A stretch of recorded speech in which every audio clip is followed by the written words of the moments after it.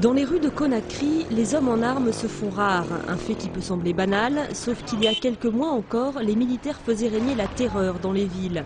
Vol, intimidation, le comble de l'horreur a été atteint le 28 septembre dernier, lorsque les forces de sécurité ont massacré au moins 156 opposants venus manifester dans un stade de Conakry.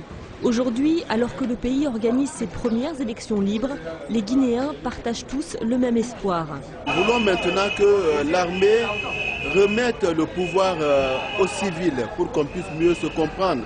Parce qu'on a peur de l'armée, il y a des choses qu'on ne peut pas dire devant l'armée. L'armée a été le pilier des régimes successifs depuis l'indépendance en 1958. Mais les complots, les purges et les divisions ethniques ont longtemps fait de la Guinée une véritable poudrière. L'arrivée au pouvoir du général Sékouba Konaté après l'attentat contre Moussa Dadis Camara fin 2009 a changé beaucoup de choses. Adoubé par la communauté internationale, le général a promis d'organiser un scrutin libre et de remettre le pouvoir aux civils. Chaque militaire est libre de voter pour qui il veut. Il n'y a plus d'intimidation, il n'y a plus de culte de la personnalité. C'est la démocratie, chacun est libre de choisir librement son candidat. Pas de règlement de compte, pas de menace, il n'y a rien. Le président qui sera démocratiquement élu, l'armée se mettra à sa disposition.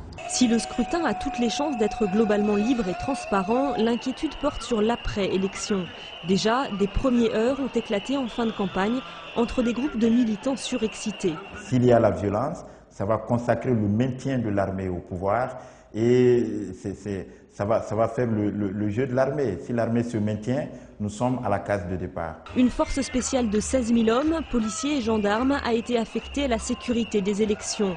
Mais si les inquiétudes sont réelles, l'espoir l'est encore davantage.